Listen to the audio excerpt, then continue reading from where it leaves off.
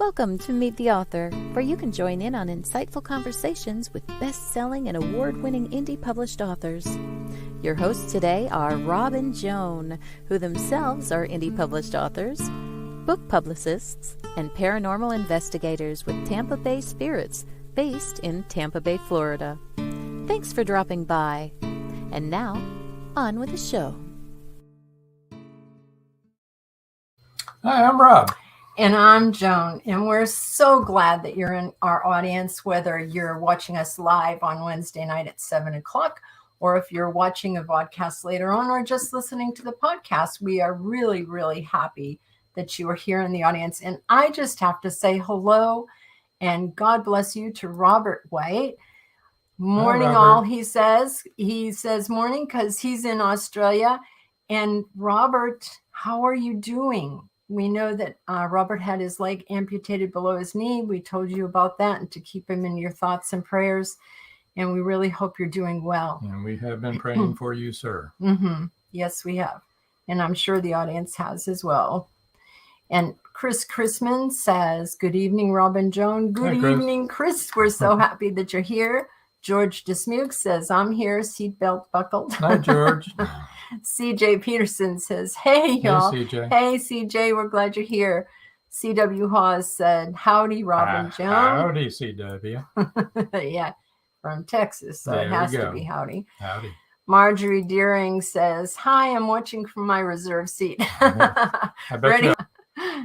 Joy Shelton, New York says, hi, Rob and Joe. Hi, Joy. So glad you're here. Connie Cleary, Hi, so glad you're here. Good evening, she says. Joe Conjal says, hi, Rob and Joe. Joe. Hello, Joe. Robert White says, doing good here. Thanks. So, you know what? You have a better attitude than I would if I were in your situation. But, you know, God bless you. That's great. Continue to do good. We'll continue to keep you in our prayers. Yes, we will. Okay. So, you it's want November already. I know. Can you believe that? Yeah. November 1st. So can I tell them our news? Why don't you wait for just a minute? Okay. I want to remind everybody about episode. We have some news to tell you. Yeah. Episode Rewind is coming up this Saturday. It'll be Brooklyn Quintana from episode 103. She was a lot of fun. Voice of Indie podcast right after our show on Blog Talk Radio. There's a little tutorial at the end of our show that tells you how to get over there to see Beam and Gary. Book World podcast on YouTube at CJ Peterson. That would be every Wednesday at 1 o'clock Central Time here in the U.S. Catch those folks. They do a wonderful job, CJ and Mike, interviewing indie authors.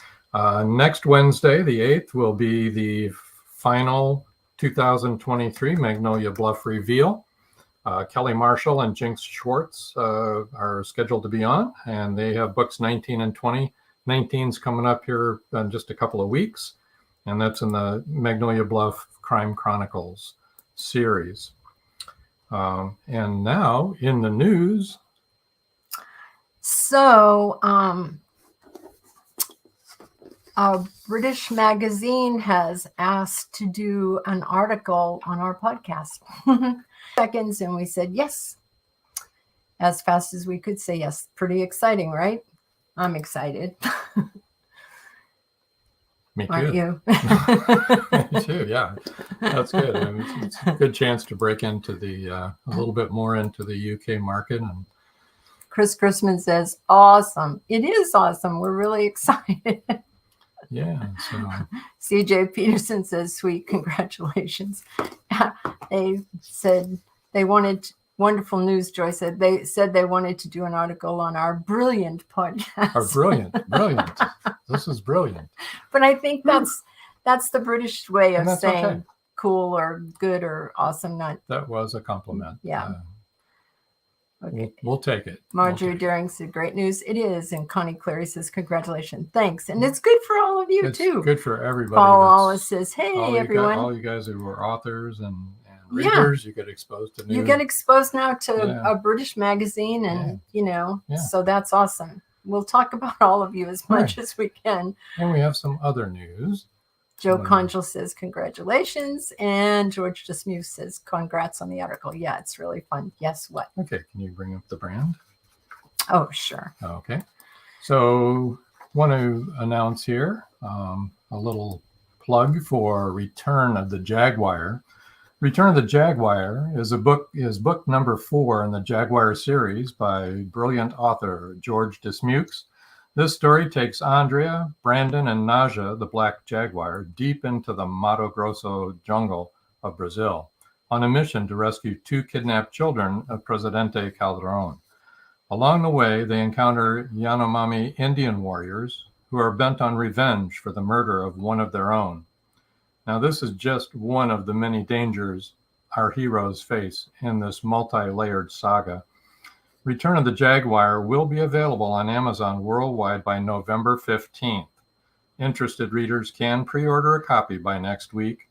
And Return of the Jaguar is published by Hollowman Publishing Incorporated, operated and owned by none other than Paul Hollis. So pretty exciting for both of them, Paul and George. CJ says, looking forward to it, George, as are we. And a number of people have told us they're looking forward to it, including our daughter, Patricia. They've been waiting for George sent us these shirts. Can you see them? Isn't that cool? That's the cover. This is Return of the Jaguar night. Yeah. And hey, we're getting published in a British magazine night. There you go. But yeah. All right. Well, we've hogged all this time, and now it's time to bring in Kay. Hi, Kay. Hi. We're a tough act to follow, I know. Hey, a British magazine. I think that is the coolest news ever. That is awesome. Awesome. That's because we speak English. Yeah, you're doing very well. We have a brilliant podcast. There you go. It is. Due in large part to our brilliant authors, including Kay Hancock, which we're very pleased to have here tonight. And you're coming to us from way out west in the United States. Utah. Yeah. In Utah. Out there in Utah. Beautiful state. Beautiful state. We love it out there. We love country. to visit there. Yeah.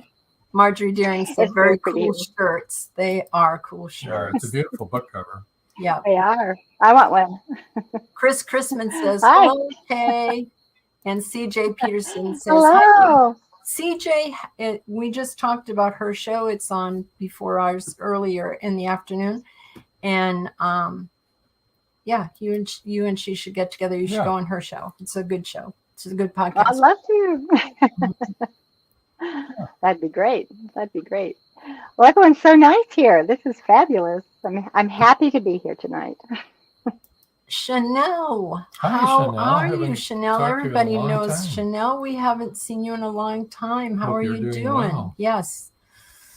And did you hear we're going to be in a British magazine? Okay, I've said that enough. In the news. CJ just said to let her know, and you guys can get together. We can give you her info after the show. Just stay on. We could put Kay backstage and go ahead and talk about this again. No, let's not. No, okay, we won't do that. Just kidding. And Doe Laporte said, congratulations on your book. Yes. Thank you. Yes. So you do have one book out right now, correct? Two. Mhm. Two books. Yeah. That's right. You know what? You're right, because now I remember what the first one was and what the second one was and what the story is, but not everybody does. First book, Yeah. Dancing on Dancing. Broken Glass. And I just know that the audience is going to love to hear this. Who published Dancing on Broken Glass? Simon & Schuster published that about 10 years ago. I know. I got really lucky. Oh, come on. Yeah, The book is really good. Right? Well, I like to think it was really good. There It was, you it's quite a journey to be traditionally published, and takes a long time. And I got myself an agent, and I don't know how much of this you want to hear, but yeah, as much as you as want much to as we know, want to talk what you about. want to talk about. it took a while. I'm on this podcast because I'm now indie published, but being traditionally published, I was thrilled, and I thought I had made it, and I thought, yay, Simon and Schuster. I actually could have. I mean, I got many rejections. Dancing on Broken Glass. The premise of that story is, I write about relationships. I write about real people and real problems, and this story is about a marriage. And the husband has a mental illness. He has bipolar disorder, and the wife has a history of breast cancer. And so it was a hard sell, number one. So I got a lot of rejections. But when I finally attracted an agent, she was a little bit reluctant, and it took me a bit. And originally it was about three sisters, and one couldn't have any children. One shouldn't have any children because she had this cancer situation going on, and one wasn't interested in any children at all. And so, without giving a lot away, this agent said, I loved it until 2/3 of the way through, when one of these sisters took over the narrative. And she said, if you ever change it up or rewrite it, I'd be interested in seeing it again. And I took her at her word and reworked it and sent it back to her. And long story short, we worked together for about 3 years, this agent and I, and then she actually sold it at auction in three weeks. And so I thought, yay! and it subsequently sold in 8 other countries, and yay. And then I went to work on writing the second novel, Doozy House of Mourning, and a third novel, and started work on a fourth novel. And my wonderful agent for Dancing on Broken Glass moved on to a bigger and better opportunity, and she didn't take me with her. And so I was agentless for a while, and it's really hard to get another book out there without an agent. And so, I don't know, 2 or 3 years after Dancing came out, I went directly to my editor at Simon & Schuster with Doozy. And I said, as you know, the agent that we worked with before has moved on, but I'm going to submit this first 3 chapters. And what do you think? And she was wonderful. She said, of course, let me see it, blah, blah, blah. So I thought again, I'm good to go.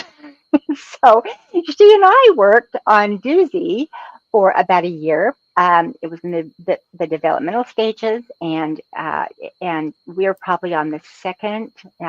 I'd gotten the second editorial notes from her and was working feverishly, and I didn't hear from her. I usually had a really quick turnaround time from her. I didn't hear from her, and I got to the point that I was checking the Manhattan, New York obituaries. I thought she died, and I was so nervous. I was emailing her. I wasn't hearing from her, and I thought, oh, this is terrible. And then one day, out of the blue, I get this. Ghosting, right? Oh my God, she died. Yeah, that's serious ghosting. I know, But she didn't die. I get this. Spoiler No, she alert. didn't die. I got the saddest email, and she just said, oh, okay, I'm so sorry. She said, this is my last day at Simon & Schuster. And I literally, it felt like a death. And I thought, what am I going to do now?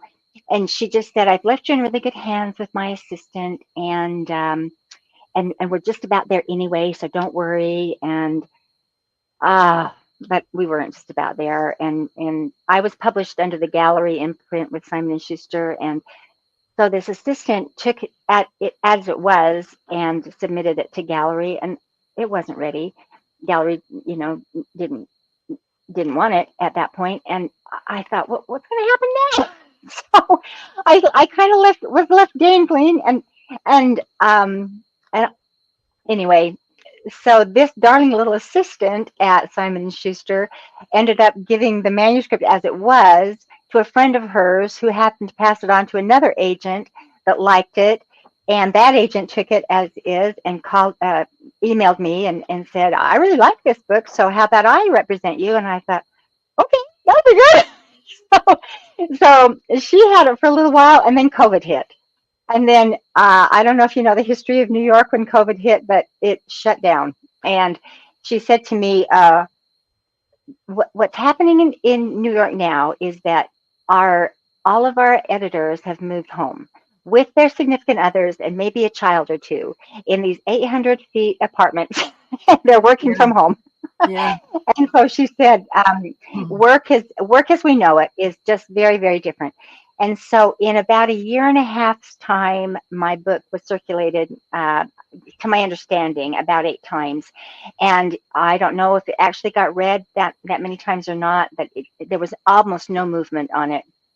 And my agent got frustrated. I got frustrated. And in the meantime, I kept writing, and I submitted another book, which is my 3rd book coming out.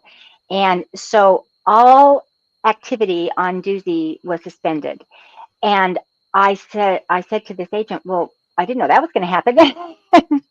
And she said, well, that's what happens. That's an industry standard. We submit 1 book at a time. So Doozy was kind of dangling out there. And so I decided, okay, well, I'm going to take control of that book. And so I brought it back into my own control and decided to publish it independently myself. And I've had so much fun, but I've learned so much, and I've never been so scared in my life. So Robert White says, it's a whole saying don't worry to a worrier just makes them worry more, which is absolutely true, Robert. And Joe Conchal says, hi, how involved were you in the marketing of your first book with Simon & Schuster? Just how much involvement did you have?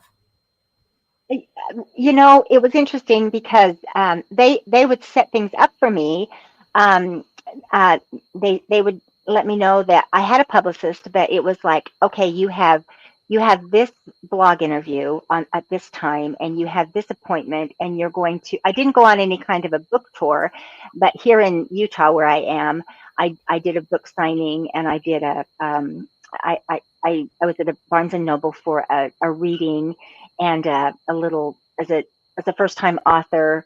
They set up a first time author thing, and some other authors came, and they did things like that. So they would tell me where to go and at what time to be there, and what time I was going to be interviewed for a blog, and so that kind of thing. So that's a difference because I'm setting those kind of things up on my own now, and so Simon & Schuster did that for me, which I loved. In hindsight, I thought, they kept me pretty busy. I did the work, but they told me where to go to do the work. And in this round with the Doozy House of Mourning, I'm working with a company called selfpublishing.com, which have been wonderful. They've actually kind of mapped out what needs to be done and how to do it. But now I'm making those calls. I'm arranging those interviews. I was combing through the most excellent podcast to be on and ran across Meet the Author. Brilliant. Brilliant. Reached out to these lovely people, and they got back to me, and it was about I don't know 6 weeks ago, and in the meantime have been catching up on this, and thought, what a great venue this is, and friendly venue for authors. And really, because this is new to me, it's not my comfort zone. And I'm a writer, for heaven's sakes. And I think most writers are writers first. And this hustle and this marketing of yourself, it doesn't come natural.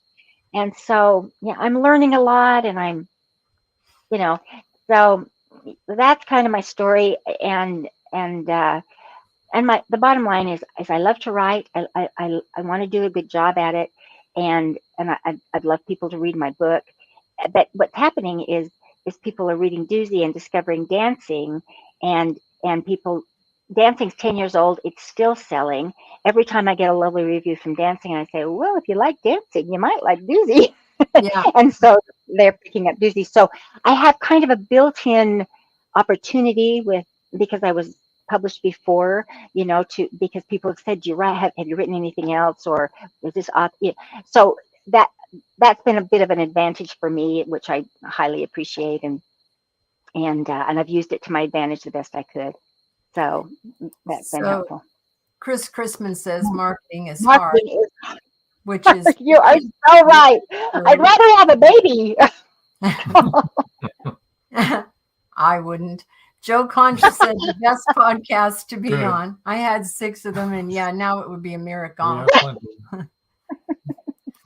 Terry M. Brown, author, also said, I think you'd find that you would have to market more with Simon & Schuster today. Yes, that's true, Terry. I think you're right. Then you had to 10 years ago. Publishers are marketing for new authors. Lesson, yes. Oh my gosh, Joy. Joy says Rob and Joan are the best and so genuine. Thanks, Joy. I'm finding that too. But Joy should know. Poor Joy. She's on our other podcast. She's on our panel. Oh. Yeah. Well, I'm finding that you're so very lovely and just to talk to, and it feels just like we're in a living room chatting, and I so appreciate that. That's what we want. That makes it so lovely. Yes, please. Yeah. I had a question on, you mentioned self-publishing.com. Yes. What other things, what do they offer? I mean, and you've been happy with them, right? I've done some research because I wanted to do it right. I think it behooves everybody that's going to go this route to do the very best they can. And so for me, I had to educate myself. And selfpublishing.com, I can't even remember for sure how I found them, but they offer a whole series of classes and workshops. If you're just starting to write, they offer those kinds of classes. They offer classes in marketing. They offer classes in if you need an editor, they'll kind of guide you in that direction. You can do some things that are free of charge. You can certainly buy some of their services. I know one thing that they helped me with. I believe it's a Facebook community called the Mastermind Community that is just authors.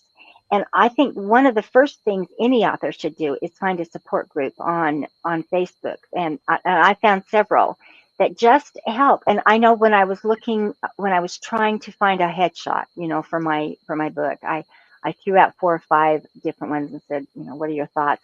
And people were quite nice and said, what are you looking for? Are you looking for whimsical? Are you looking for serious? And I thought, I hadn't thought of that. Do I want this? Do I want a full body? And so they kind of just helped with that. And then I noticed that other people were doing the same thing. And then in the very, very beginning, I was looking for a launch team, and it was the same thing. I'm looking for some people, to kind of read my book, and I'm happy to read yours in return. And we needed some of that, and that was a good resource. And there were others. There's I think if you Google, writing support groups on Facebook, or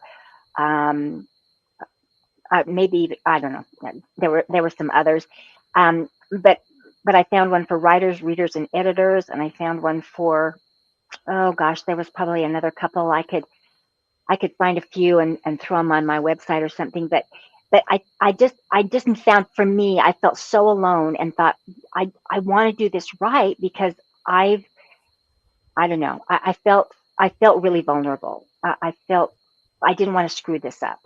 And so I found some guidance, You there. found And a support system. yeah, Joe support Conjo, system. I actually found a coach. Joe Conjo said, "What a doozy of a story."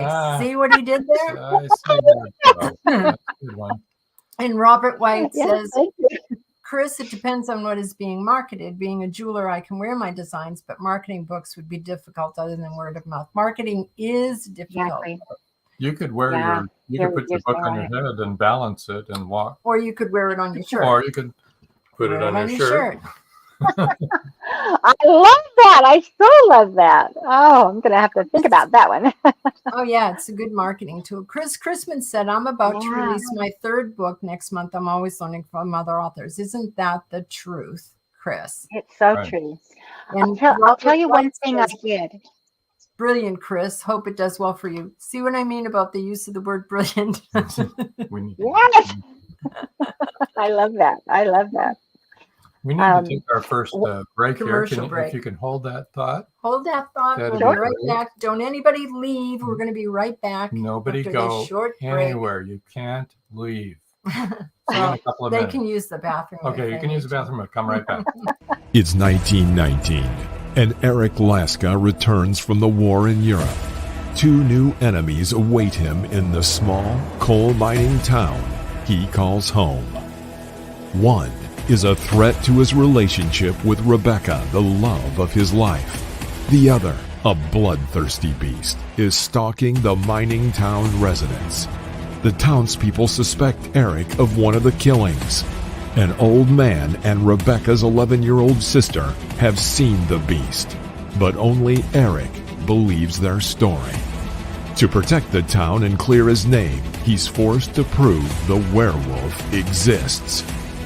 Available on Amazon. The Horror Within by Marjorie Swift Doring. Paradise, my prison. Charlie Flint awakens from a deep sleep and finds himself alone on a tropical beach surrounded by a palm tree jungle and exotic animals. He cannot remember who he is or anything about his life. First, he must find food and build shelter and protect himself from hidden dangers. As his memory gradually returns, it reveals what a very flawed person he is. A man who made too many mistakes, made too many enemies. The implications of the truth are staggering. How did Charlie get there? And will he save himself? Paradise, My Prison is the riveting new suspense thriller from retired Hollywood scriptwriter George Dismukes. Paradise, My Prison by George Dismukes is available in jacketed hardcover, softcover, and all ebook formats worldwide. Madison Jackson loved being a cop.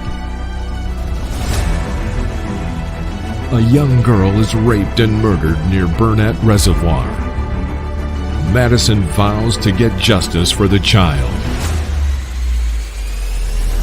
Madison travels to the heart of Mexican cartel country. She is kidnapped, tortured. Will Madison ever make it home?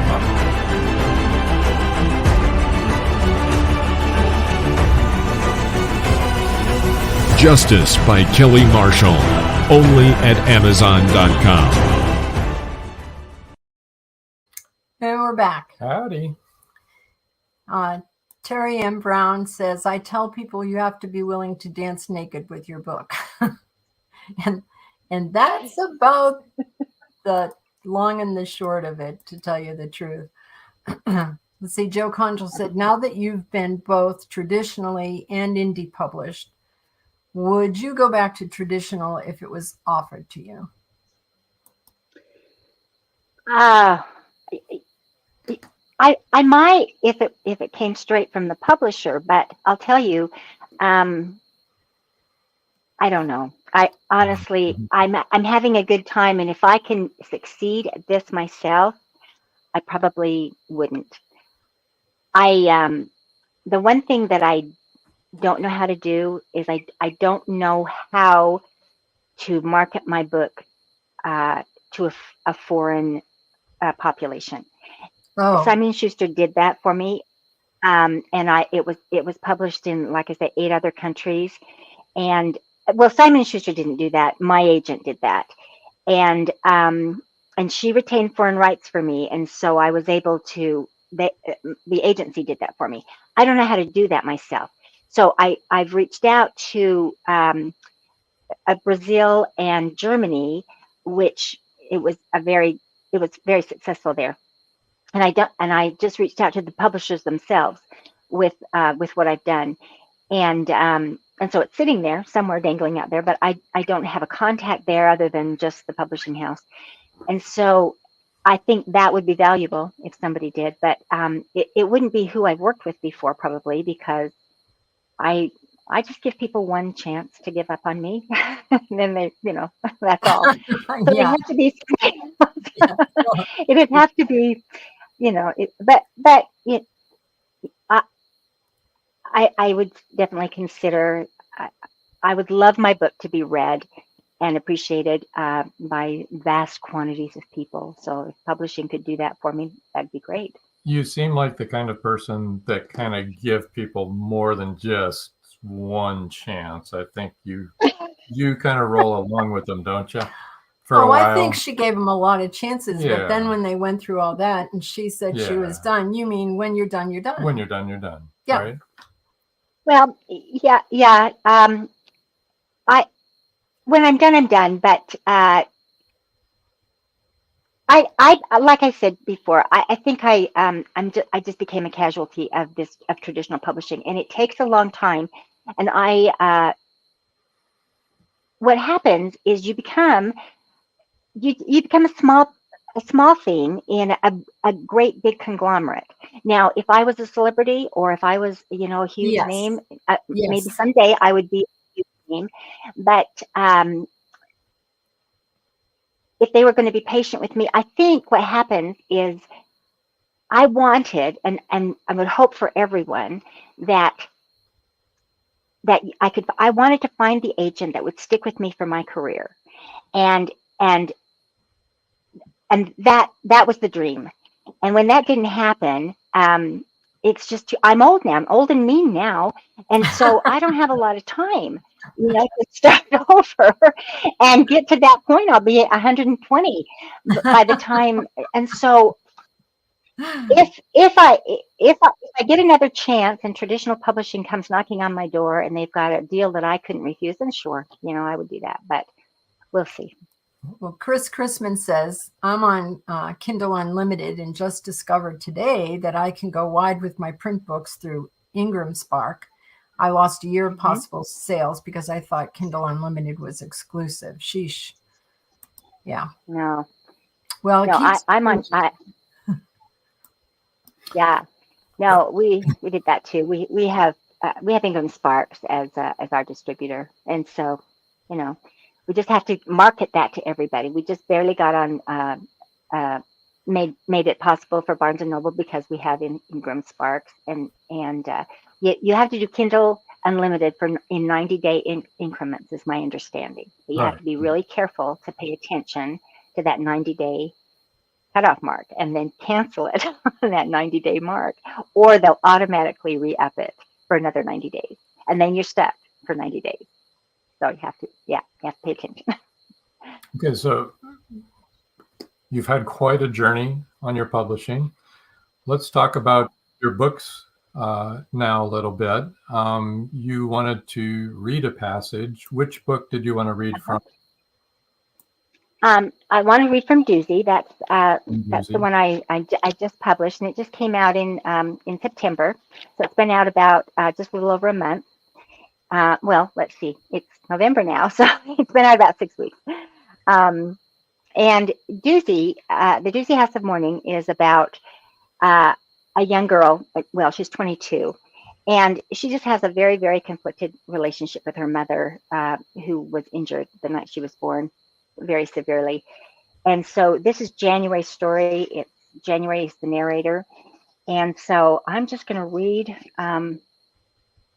This is just an introduction to January, and Claire is her mother. And so this will take about 5 minutes, if that's okay. Yep. I walked into my room, which was a mess of clutter, boxes and bags and piles of clothes. It looked like a place ready to be vacated, which it had been for the past 3.5 weeks, since the furnished apartment I was planning to lease had fallen through. I was now on a waiting list, but despite its current condition, the room still felt like home. And truth be told, it was going to be hard to leave. I'd slept in here every night since I was a baby, well, except for the few months after the fire. I was just 4 or almost 4 when that happened. But I still remember how before that, Claire used to sit in a chair by the window and watch me sleep. That memory is part of this room. It's part of me. My mother was always broken, her face not pretty, her walk not smooth. To wake up and see her there would have frightened me, I'm sure, if I hadn't known her always to be that way. But she was disfigured, like Grandy was tall and I was little. It's just who she was. It's who she'd always been, familiar to me in every way. And I remember that when I napped, she sat in a chair in the corner and watched over me. The fact that Claire was my mother was intelligence given to me from the beginning. No one ever kept that from me. But it was just a label that didn't carry any actual primordial meaning because Grandy was my imprint. Grandy was my parent. From my first awareness, she had been my primal source of security and belonging. Claire was a nice bonus, an additional someone who loved me, as evidenced by her keeping vigil over me while I slept. I never knew my parents, either one of them really, but there are many pictures of them from before. One sits on my nightstand. I see it every day, even if I don't always look at it. It was taken at their wedding, a beautiful bride and groom, looking idyllic for the camera. In the picture, Claire is exploding with laughter, and my father cannot take his eyes off her. They're gorgeous. They're dancing, so they're holding each other very close, and you can clearly see their love. It permeates the photo. They're my parents, and I came from them, but they are essentially strangers to me. My father died the night I was born, and my mother, who was hurt in just about every way a person could be hurt, was expected to die that night as well. There's a plastic bin downstairs full of her memorabilia. In it there's a newspaper, the headline of which reads, New Year's 2001 ushers in its first fatality, as well as its first birth, both in the same family. The drunk died too, but he didn't make the headline. My mother did survive, but she was never whole again, not anywhere near. She sustained a traumatic head injury and was in a coma for a long time, and then in a rehab hospital. It took almost a year for her to come home. I never knew the lovely face in the pictures. I've only ever known the one that is arranged wrong, with a palette of scars, a glass eye, and a smile that lifts only on one side. She claps a lot and blinks her yeses and nos because she is nonverbal. She makes sounds, but they are not words. Before I was born, she played the piano and danced with the love of her life, my father. Now she limps and doesn't speak and moves very slowly. And she used to watch me sleep. Until the fire. I've only fragments of that awful night, the faulty impressions of a 4-year-old, but those have rather fossilized in me. Trauma does that, apparently. What I remember most is that I couldn't breathe. That has always stayed with me, like drowning in smoke, and not just drowning, but being held down to drown by a tremendous weight crushing me. I couldn't move or breathe because Claire was on top of me. I'm 22 years old now, and that memory is still rich in unyielding detail, even if everything else from that night is less clear. During the 4 months that our home and mortuary underwent massive repairs, we stayed with Aunt Margaret, Grandy's sister, but not Claire.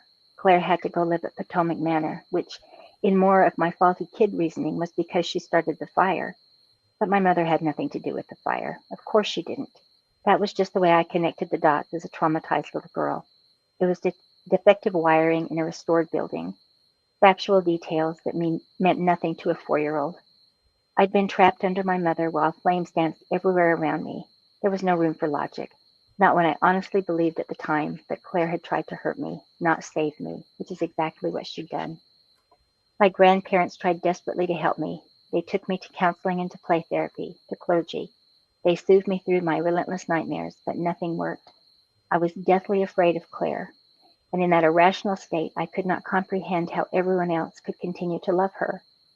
It made no sense that we would visit her, that Grandy and Poppy would take her presence and talk and laugh and love her like nothing had happened. Me, I recoiled. I acted out. I couldn't tolerate being around her. I pushed her away for a long, long time, and I hurt her terribly. I know I did. I don't push her away anymore, but I'm not close to her, and I don't know how to be, so I avoid spending time with her. It's awkward and very troubling. My feelings for my mother are very, very complicated. Wow, that was beautiful and incredibly sad, right? Beautifully written, powerful words, and so sad. Your heart just breaks for everybody involved, you know? Yeah. Let's see. So the story, it now, what happens is an attorney shows up, and January's maternal grandmother, Claire's mother, has died. And when Claire was 16, her parents, very wealthy, they bought her a Steinway concert grand piano, and this attorney wants to leave it to January. And in so doing, there's she discovers a great deal about this mother she's never really wanted to know very much about. And so the whole story is about her discovery of her mother, and and the love story of her parents, which is was kind of forbidden, actually. And January just discovers her mother, and that's the story. Joe Conjal says, beautiful reading, haunting passage. And that's true. That's right. Thank you. Thank you so much. Now, in your bio, you say that you used to be a psych nurse. Yeah. Right? Yeah, that's a career. Mm-hmm. Have you woven a lot of true stories into your... Yeah. Well, I come from a place of a lot of experience, and I love relationship issues. I love I don't do anything that isn't relatable, I don't think. In Dancing on Broken Glass, my characters are, like I said, is a bipolar, and it's about a marriage. And these things are about real people and real circumstances. They're fictionalized, but these are definitely circumstances that I've been part of.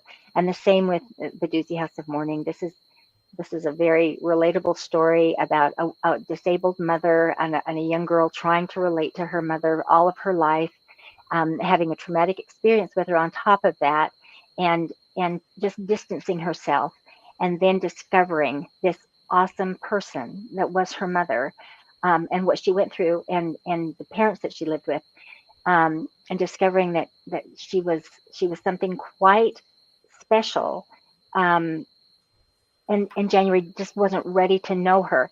She discovers her mother at the same age that she was, so about 22, when she fell in love with her father. And so that makes January and her kind of peers when she's kind of reading her diaries.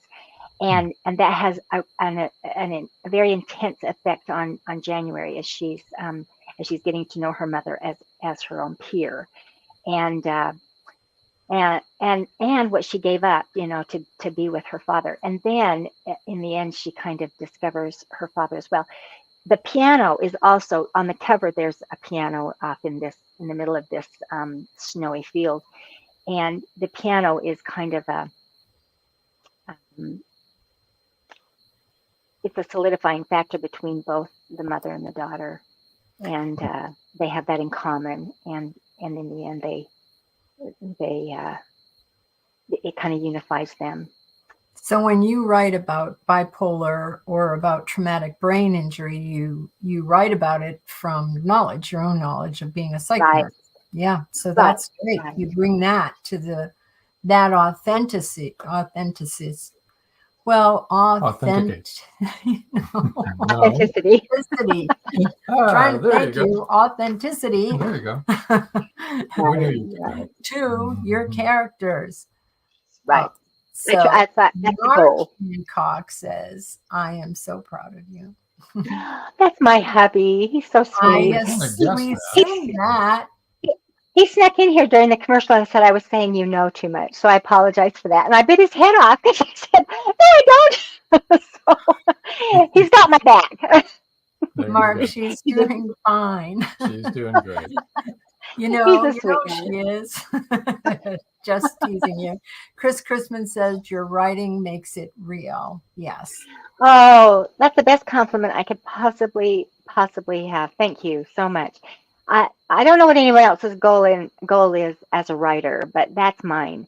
And I love that feedback. I don't know about anybody else, but I have a small readers group that of other writers that I write with, and it takes a long time to sound real when you're writing and when you're reading it, and you know when you're reading something quite wooden.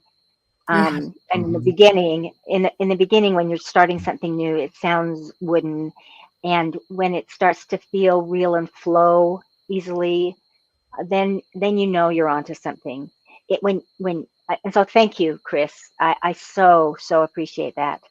And Joe Conjal has a question. Did you get to choose the title Dancing on Broken Glass, or did Simon and Schuster choose that title for you?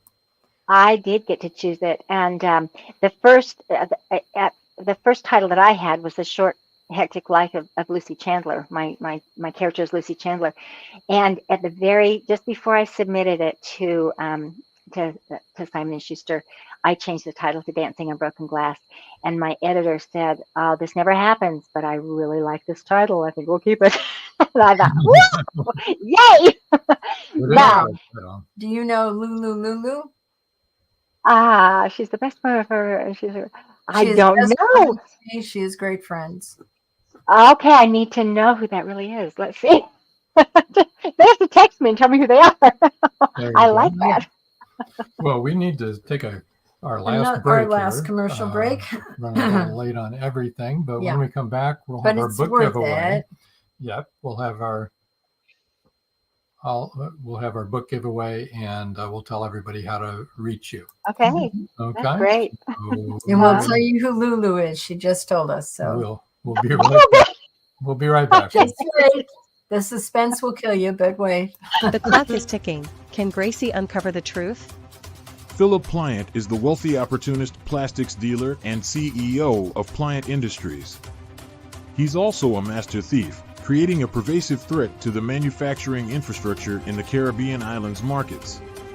With the cartel as his stealth client, the naive city leaders have been seduced, enabling the production of more than three-dimensional building materials. The expected profits are monstrous. Is the art group, now led by Gracie and the family heirs, strong enough to win against this predator? Can JJ's cats act on the root cause analysis in time? Will Gracie be able to squash Pliant and the cartels? Gracie never considered their lives would hang in the balance. The clock is ticking. 5, 4, 3.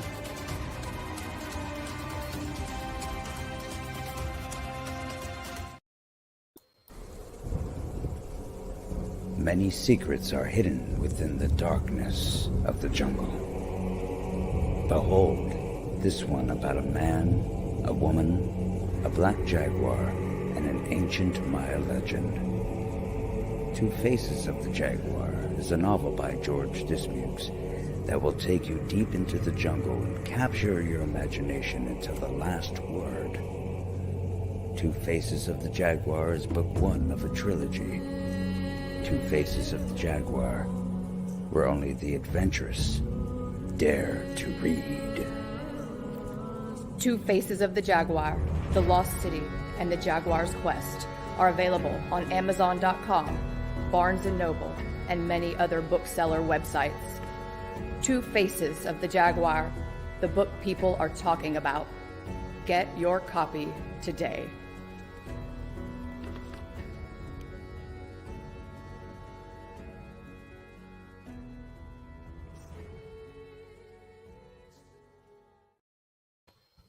Hello, we're back. Rob is just sending you a private chat to tell you who Lulu How do I says see she is. It'll be right there. Let's see. Oh! Yes. Okay, thank you. All right. I know who she is. She is a doll. She's such a doll. All right. Good. Okay, good. That's good. All right. Sometimes we get visitors that we're not sure who they are. But it's good that It's we know okay. Lulu. We need to verify. Welcome to the show, Welcome, Lulu. Lulu. Okay, so now shall we Yes. go ahead? All right. Let me tell you, here's Kay's website. It's www.khancock.com. And I'm going to spell this for all of you who are just listening on a podcast instead of watching on a video. It's KAHANCOCK. And her email is KAHA@KAHANCOCK.com at K Hancock, obviously. All right, now we'll do the book giveaway. Book giveaway is a little different tonight. The first 6 people to sign up on the mailing list at www.khancock.com will win ebook copies of either Dancing on Broken Glass or The Doozy House of Mourning. So you'll win an ebook.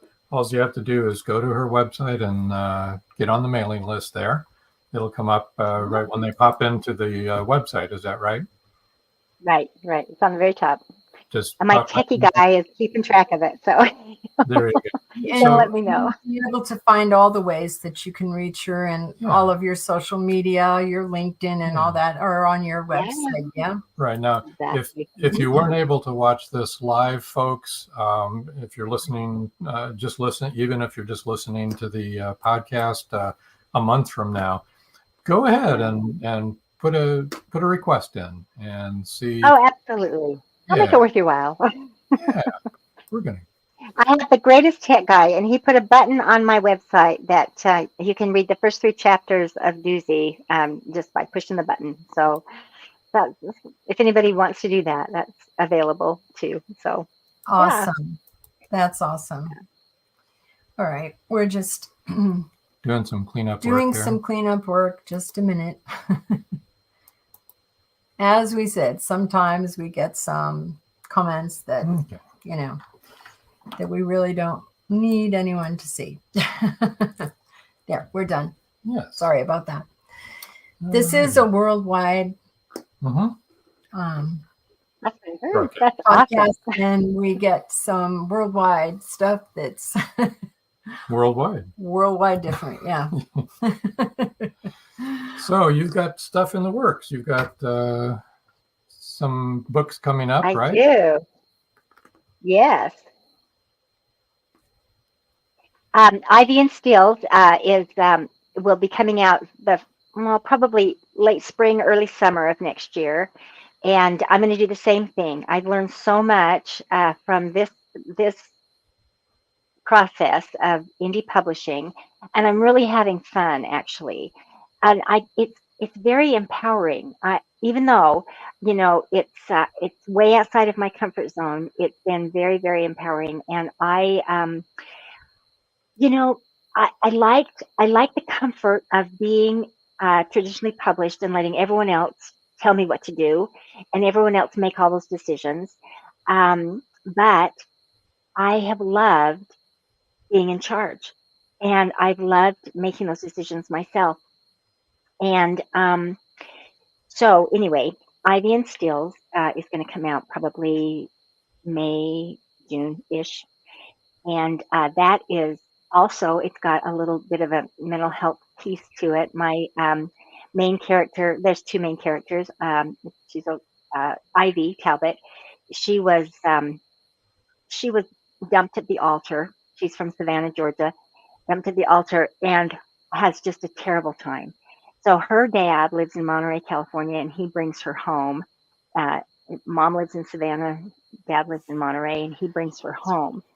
And he's trying to find her a place to, kind of heal up. And so he rents a pool house in a friend's house. And at the time, these 2 kind of kids are house sitting.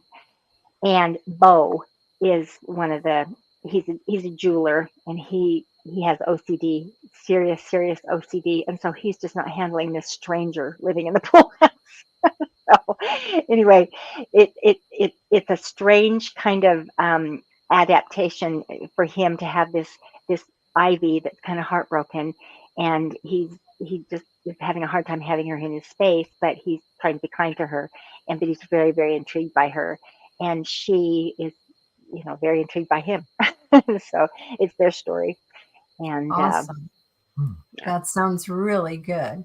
Now, Marjorie Deering says genres can get murky. How would you categorize yours, Kay? I have just stuck with literary fiction on for both Doozy House of Mourning and Dancing on Broken Glass. I think Ivy and Stills is probably more just women's fiction, but yeah, there I delve very deeply into the relationship issues. There's nothing really light about either Doozy House of Mourning or Dancing, although there's some humor about them. But these are pretty deep relationship issues, and so yeah, literary fiction. We all have deep relationship issues.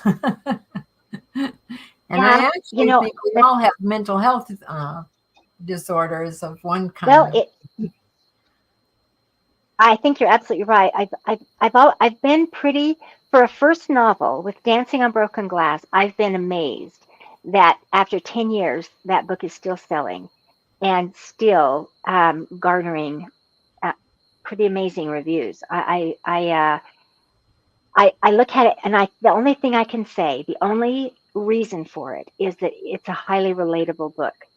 There's mental health issues touch everyone, and if it's not you personally, it's someone you know and love. Absolutely.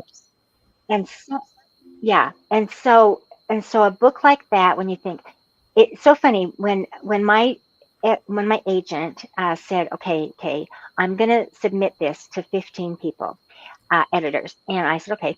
And then the day of, she says, the foreign agents are kind of buzzing about this, so I'm going to submit it to 10 more. And I didn't know what that meant really, but she said, so just sit by your phone and I'll let you know what's going on. And then she said, I usually don't send rejections to my people, but I do want you to know I'm going to send these because they're so nice. These are really nice rejections. And I thought, what? And I started getting these. I just don't know where I could put a book about bipolar and cancer, but it's so nice. The premise is it's so weird, but so nice. And then that's exactly what happened when people started reading it. It's sad, but it's so uplifting, or it's a sad story, but it's so it ends making me feel good. It's ultimately about love and commitment and devotion to two kind of broken people, and we're all a little bit broken. And so that book is a little bit timeless, even after 10 years. People look at it with fresh eyes, and I get long comments on Facebook or Amazon for real about that book. And because I think Doozy's a little bit the same way, because they're about relationships, and we're all in relationships, and we're all imperfect people trying to make it in this life. And it's just so interesting to me.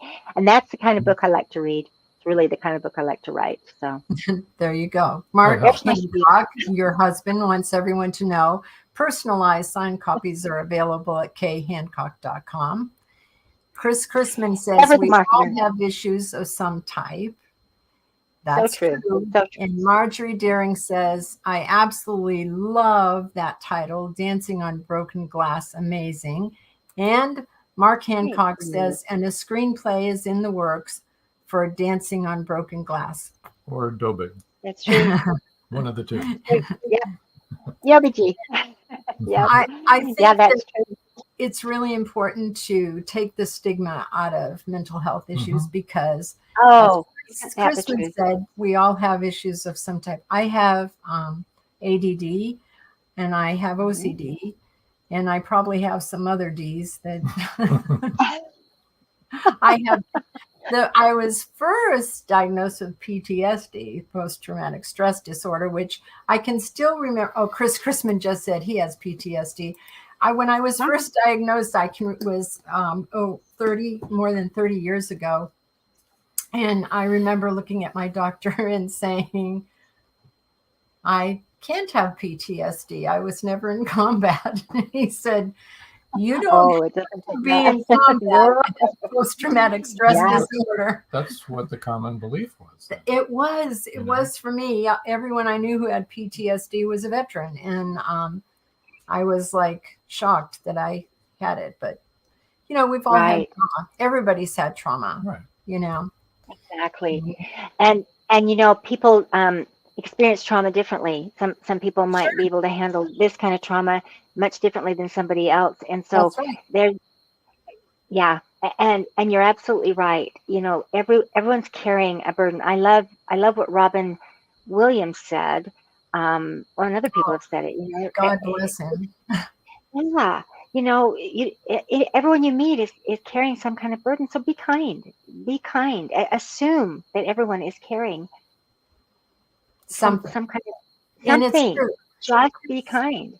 Chris Chrisman said, and we've only been able to talk openly about it in the last few years. That's true. And Chris Chrisman said 40 years now we learn to deal with it. And that's also true. And I mean, we have family members who are bipolar and they now feel comfortable that they can talk about it to everyone and let everyone know, okay, this is what I'm dealing with. And once we get to that point where we can say, these are my issues, then, maybe people have a little bit more grace and understanding for what everybody's gone through, right? If, you can't help it if you're bipolar, and there's medication and therapy, but it doesn't change the fact that you're still dealing with bipolar issues. You carry that diagnosis. That's true.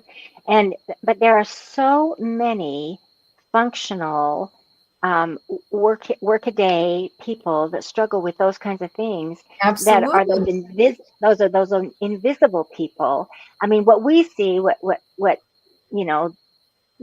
the media concentrates on, and maybe the movies even, are those people with that umbrella of mental health that are the extremes. Well, there's a whole lot of non-extremes that function every day and work and take care of their families and take care of themselves, and occasionally have very bad days. But for the most part, we deal with what we have to deal with and get on with our life. And like Chris says, we help each other. Chris Chrisman says we can help each other. Yes, and Jill Conch says, be kind to everyone. You never know what someone else is going through. Exactly. But I love this. Mark Hancock says 5 free ebooks still available at khancock.com email list.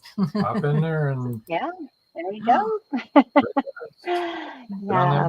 It'll be a podcast tomorrow, Mark, and more people will be listening to this. Yeah, that would be great. That would be great. Yeah, I think this is great. I think your books are very deep, and beautifully written, as I said. But it's also wonderful to bring that awareness of this is like what real life is like. This is what everybody, the person next door is going through. And and to be like Chris Chrisman said, we can help each other. And Joe Conjal said, be kind to everyone, because you don't know what they've just gone through. So don't bite the person's heads off at the cashier who's making you wait in line forever, or the person who cuts you off, or you don't know. Just be kind. You don't know. Yeah. And you don't have to take anything personally. Usually it's not has anything to do with you. If someone's having a hard day, you're not the center of the universe? Can you imagine that? Doesn't everything revolve around me? That's what we all think. That's brilliant. Okay, why did that happen? I know it's all about it. But that's also human nature. We do think that. We always think that. But the truth is, Yeah, it doesn't have anything to do with you. It's right. And the more secure we are in ourselves, the more we can be generous to others, and just say, that has nothing to do with me. So what can I do to help you? I can see you're having a bad time. What can I do to help you? Mm-hmm. So yeah, that's what I've learned. That's absolutely true. Yeah. Well, thank you so much for coming on the so show welcome. and sharing. Absolutely. This has been so nice. You're lovely people, lovely audience. So, we have the best audience. We do. I'm telling you. You do. We appreciate hearing what you had to go through, and I'm sorry you had to go through all that, but it's... Well, live and learn, right? Yeah, it's good to know. So we're going to move you over. But first, let me bring up some more of these. Continue to do this. Yep. Yes. All right. Joe Conjal says, wonderful and interesting show tonight. Thank you to Kay and, of course, Robin Joan. Thank you. Thank you, Joe. Paul Hollis says, terrific show. Thank you, Kay, Joan, and Rob, who has his own publishing company called Hollow Man. Hollow Man Publishing. Hollow Man Publishing. And Chris Chrisman says, a wonderful show. Thank you, Kay. And C.W. Hawes says, brilliant show tonight. Thank you, C.W. And George Desmuke says, great show. Thanks, George. Thanks for hanging in there, everybody. Yes. And it's been a really fun night, and next week, I really enjoyed that reading. Next week, we're going to visit Magnolia Bluff again for the last time in 2023. The Reveal Part 4. Kelly Marshall and Jenk Schwartz are going to join us, so you don't want to miss that. See what's coming up here before the end of the year. The last 3 books in the series. Yeah, and then we go into 2024. Yeah, that's going to be crazy. So I guess, anything else you want to share? No, I don't think so. Oh, I know. I have a picture to show you. Oh, you do? Okay. Yeah. Oh, yeah, that's right. Yeah, I forgot Where about did that go? It's up the other way. There we go. All There right. it is right there. This was so fun to do, guys. We were hippies more than 50 years ago. So we decided to be hippies for the family Halloween party. Here we were.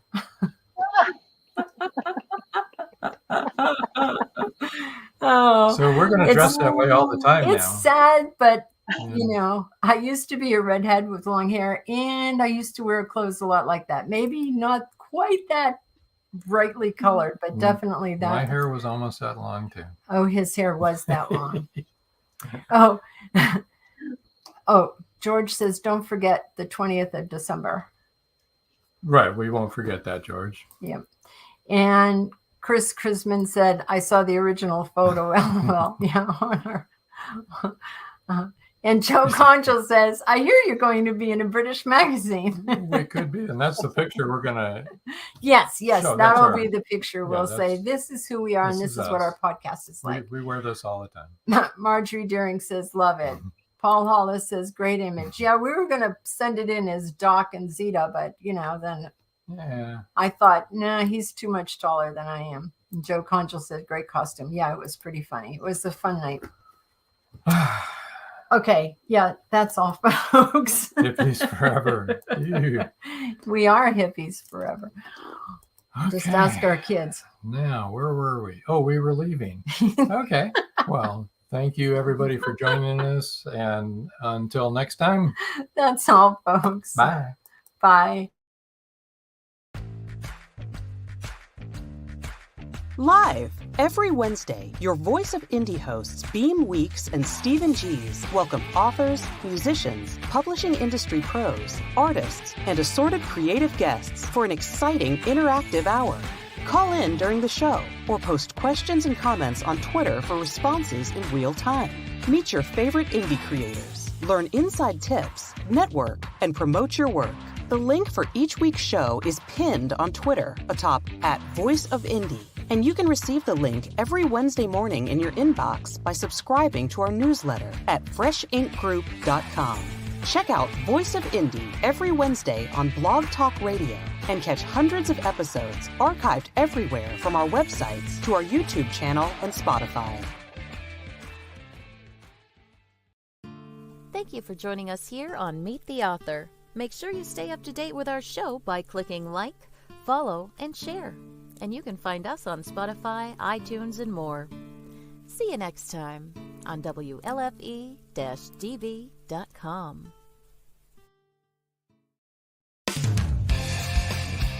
You've been listening to WLFE-DB.com, where our shows are your shows.